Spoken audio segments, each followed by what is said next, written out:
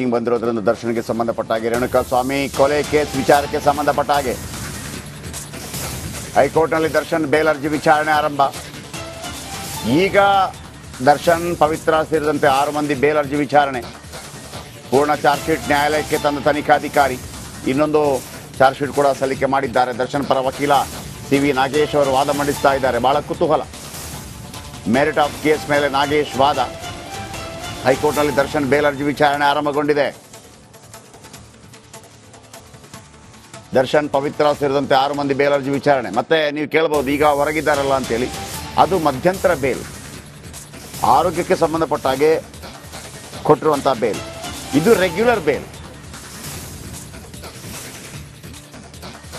ಇಲ್ಲಿ ಏನಾದರೂ ಬೇಲ್ ಸಿಕ್ಕಿದ್ರೆ ಮತ್ತೆ ಕೆಲವು ದಿನಗಳ ಕಾಲ ಹೊರಗಿರ್ತಾರೆ ಅವರು.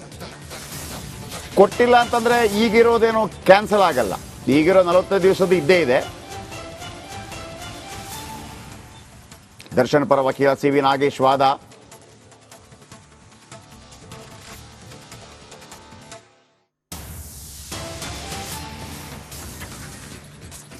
ದರ್ಶನ್ ಈಗಾಗಲೇ ಹೊರಗಿದ್ದಾರೆ. 20-24 ದಿವಸ ಆಯಿತು. ಎಷ್ಟು ವ್ಯಾಲ್ಯೂಮ್ ಚಾರ್ಜ್ ಶೀಟ್ ಇದೆ ಅಂತ ಜಡ್ಜ್ ಹೇಳ್ತಾರೆ, ಗೊತ್ತಿಲ್ಲ ಅಂತ ದರ್ಶನ್ ಪರ ವಕೀಲ CV ನಾಗೇಶ್ ಹೇಳ್ತಾರಂತೆ. ಹಾಗಾದ್ರೆ ಯಾರು ಸರಿಯಾಗಿ ಓದ್ತಾ ಇಲ್ಲ ಅಂತ ನಗ್ತಾರಂತೆ ಜಡ್ಜ್. ಎಷ್ಟು ವ್ಯಾಲ್ಯೂಮ್ ಇದೆ ಅಂತ ಸಂದೇಶ್ ಚೌಟ ಅವರಿಂದ ಖಚಿತ ಮಾಹಿತಿ. ಎಷ್ಟು ವ್ಯಾಲ್ಯೂಮ್ ಚಾರ್ಜ್ ಶೀಟ್ ಇದೆ ಅಂತ ಜಡ್ಜ್. ಎಷ್ಟು ವ್ಯಾಲ್ಯೂಮ್ ಅಂದರೆ ಎಷ್ಟು ದೊಡ್ಡದು ಅಂತ ಕಳೆದ ಬಾರಿ ನಿಮ್ಗೆ ನಾವು ತೋರಿಸಿದ್ವಿ. 5-6 ಬುಕ್ಸ್ ಇತ್ತು. ವ್ಯಾಲ್ಯೂಮ್ 1, ವ್ಯಾಲ್ಯೂಮ್ 2, ವ್ಯಾಲ್ಯೂಮ್ 3 ಸಂಚಿಕೆ. ವ್ಯಾಲ್ಯೂಮ್ ಅಂದರೆ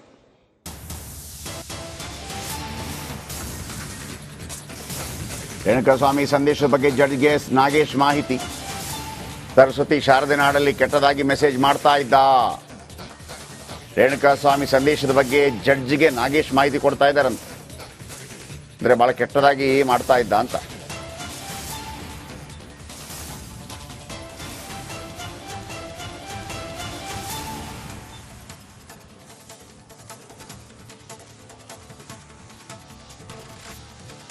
ಆತ ಕೇವಲ ಮೊದಲ ಆರೋಪಿಗೆ ಈ ರೀತಿ ಸಂದೇಶ ಕಳಿಸಿಲ್ಲ. ಸಾಕಷ್ಟು ಮಹಿಳೆಯರಿಗೆ ಇದೇ ತರ ಸಂದೇಶ ಕಳಿಸ್ತಾ ಇದ್ದಾನೆ ಅಂತೇಳಿ ರೇಣುಕಾಸ್ವಾಮಿ ಏನು ಮೆಸೇಜು ಬೇರೆ ಬೇರೆ ಹೆಣ್ಣು ಮಕ್ಕಳಿಗೆಲ್ಲ ಕಳಿಸಿದ್ದ, ಅದೆಲ್ಲ ಮಾಹಿತಿ ಸಂಗ್ರಹ ಮಾಡಿ CV ನಾಗೇಶ್ ಜಡ್ಜ್ ಮುಂದೆ ಓದ್ತಾ ಇದ್ದಾರೆ.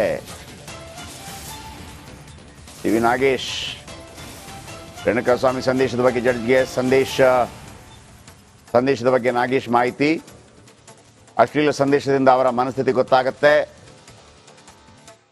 ಎಷ್ಟು ಕೆಟ್ಟದಾಗಿ ಮೆಸೇಜ್ ಮಾಡ್ತಾ ಇದ್ದ ಅಂತ ಹೇಳಿ ಗೊತ್ತಿರುವಂಥದ್ದೇ. ಅದನ್ನೇ ವಾಪಸ್ ಜಡ್ಜ್ಗಳ ಮುಂದೆ ಗಮನಕ್ಕೆ ತರಬೇಕಲ್ಲ.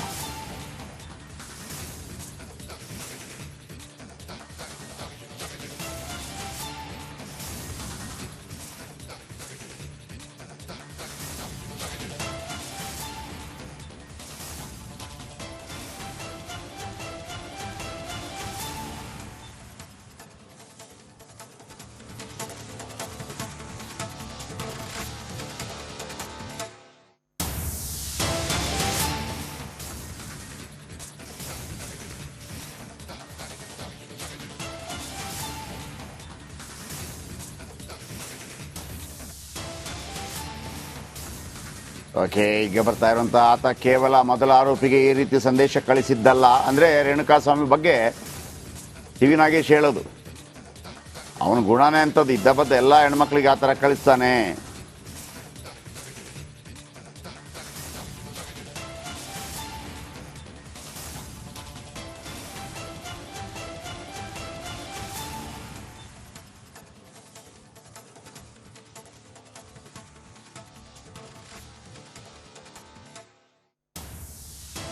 ಸಾಕಷ್ಟು ಮಹಿಳೆಯರಿಗೆ ಇದೇ ರೀತಿ ಸಂದೇಶ ಕಳಿಸಿದ್ದಾನೆ ಅಂತ ಹೇಳ್ತಾ ಇದ್ದಾರೆ.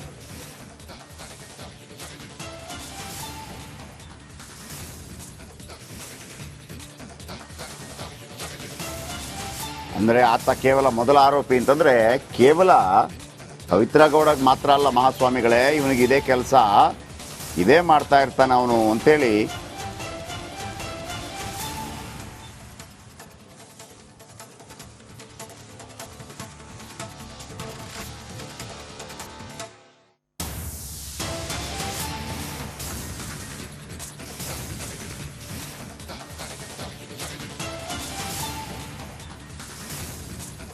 ಬೇಲ್ ಅರ್ಜಿ ವಿಚಾರಣೆ, ರೆಗ್ಯುಲರ್ ಬೇಲ್ ಅರ್ಜಿ ವಿಚಾರಣೆ, ರೇಣುಕಾಸ್ವಾಮಿ ಕೊಲೆ ಕೇಸ್ನಲ್ಲಿ ಒಳಗಿರುವಂತಹ ದರ್ಶನ್ ಅಂತೂ ಹೊರಗೆ ಬಂದಿದ್ದಾರೆ.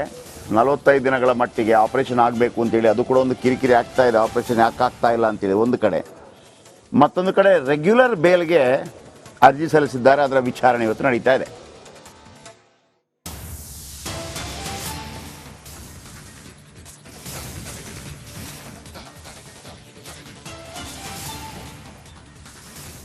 ನಿಮಗೆ ತೋರಿಸ್ತಿರೋ ಸಂದೇಶಗಳು ಕೇವಲ ಸ್ಯಾಂಪಲ್ ಅಷ್ಟೇ. ಇವನು ಇಂಥ ತುಂಬ ಮಾಡ್ತಾ ಇದ್ದಾನೆ.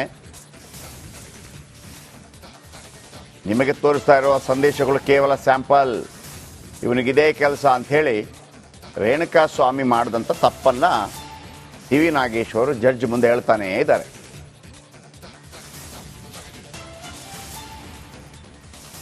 ಅವ್ಯಾಚ್ಯ ಶಬ್ದಗಳನ್ನು ಬಳಸ್ತಾ ಇದ್ದ. ಕಿಂಗ್ ಬಂದಿರೋದ್ರಿಂದ ದರ್ಶನ್ಗೆ ಸಂಬಂಧಪಟ್ಟ ಹಾಗೆ, ರೇಣುಕಾಸ್ವಾಮಿ ಕೊಲೆ ಕೇಸ್ ವಿಚಾರಕ್ಕೆ ಸಂಬಂಧಪಟ್ಟ ಹಾಗೆ ಹೈಕೋರ್ಟ್ನಲ್ಲಿ ದರ್ಶನ್ ಬೇಲ್ ಅರ್ಜಿ ವಿಚಾರಣೆ ಆರಂಭ. ಈಗ ದರ್ಶನ್, ಪವಿತ್ರ ಸೇರಿದಂತೆ 6 ಮಂದಿ ಬೇಲ್ ಅರ್ಜಿ ವಿಚಾರಣೆ. ಪೂರ್ಣ ಚಾರ್ಜ್ ಶೀಟ್ ನ್ಯಾಯಾಲಯಕ್ಕೆ ತಂದ ತನಿಖಾಧಿಕಾರಿ ಇನ್ನೊಂದು ಚಾರ್ಜ್ ಶೀಟ್ ಕೂಡ ಸಲ್ಲಿಕೆ ಮಾಡಿದ್ದಾರೆ. ದರ್ಶನ್ ಪರ ವಕೀಲ ಸಿ ವಿ ನಾಗೇಶ್ ಅವರು ವಾದ ಮಂಡಿಸ್ತಾ ಇದ್ದಾರೆ. ಬಹಳ ಕುತೂಹಲ. ಮೆರಿಟ್ ಆಫ್ ಕೇಸ್ ಮೇಲೆ ನಾಗೇಶ್ ವಾದ. ಹೈಕೋರ್ಟ್ನಲ್ಲಿ ದರ್ಶನ್ ಬೇಲ್ ಅರ್ಜಿ ವಿಚಾರಣೆ ಆರಂಭಗೊಂಡಿದೆ. ದರ್ಶನ್, ಪವಿತ್ರ ಸೇರಿದಂತೆ 6 ಮಂದಿ ಬೇಲ್ ಅರ್ಜಿ ವಿಚಾರಣೆ. ಮತ್ತೆ ನೀವು ಕೇಳಬಹುದು ಈಗ ಹೊರಗಿದ್ದಾರಲ್ಲ ಅಂತೇಳಿ, ಅದು ಮಧ್ಯಂತರ ಬೇಲ್, ಆರೋಗ್ಯಕ್ಕೆ ಸಂಬಂಧಪಟ್ಟ ಹಾಗೆ ಕೊಟ್ಟಿರುವಂಥ ಬೇಲ್. ಇದು ರೆಗ್ಯುಲರ್ ಬೇಲ್. ಇಲ್ಲಿ ಏನಾದರೂ ಬೇಲ್ ಸಿಕ್ಕಿದ್ರೆ ಮತ್ತೆ ಕೆಲವು ದಿನಗಳ ಕಾಲ ಹೊರಗಿರ್ತಾರೆ ಅವರು. ಕೊಟ್ಟಿಲ್ಲ ಅಂತಂದ್ರೆ ಈಗಿರೋದೇನು ಕ್ಯಾನ್ಸಲ್ ಆಗಲ್ಲ. ಈಗಿರೋ 45 ದಿವಸದ ಇದ್ದೇ ಇದೆ. ದರ್ಶನ್ ಪರ ವಕೀಲ ಸಿ ವಿ ನಾಗೇಶ್ ವಾದ.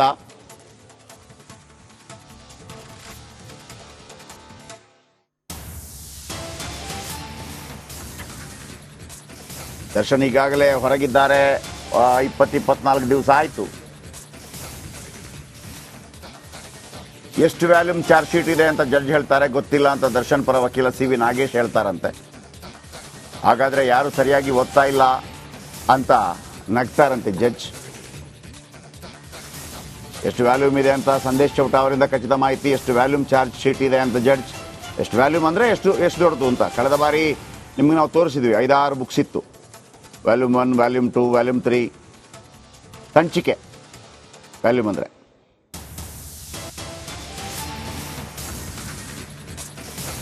ರೇಣುಕಾಸ್ವಾಮಿ ಸಂದೇಶದ ಬಗ್ಗೆ ಜಡ್ಜ್ಗೆ ನಾಗೇಶ್ ಮಾಹಿತಿ. ಸರಸ್ವತಿ ಶಾರದೆ ನಾಡಲ್ಲಿ ಕೆಟ್ಟದಾಗಿ ಮೆಸೇಜ್ ಮಾಡ್ತಾ ಇದ್ದ. ರೇಣುಕಾಸ್ವಾಮಿ ಸಂದೇಶದ ಬಗ್ಗೆ ಜಡ್ಜ್ಗೆ ನಾಗೇಶ್ ಮಾಹಿತಿ ಕೊಡ್ತಾ ಇದ್ದಾರಂತೆ. ಅಂದರೆ ಭಾಳ ಕೆಟ್ಟದಾಗಿ ಮಾಡ್ತಾ ಇದ್ದ ಅಂತ.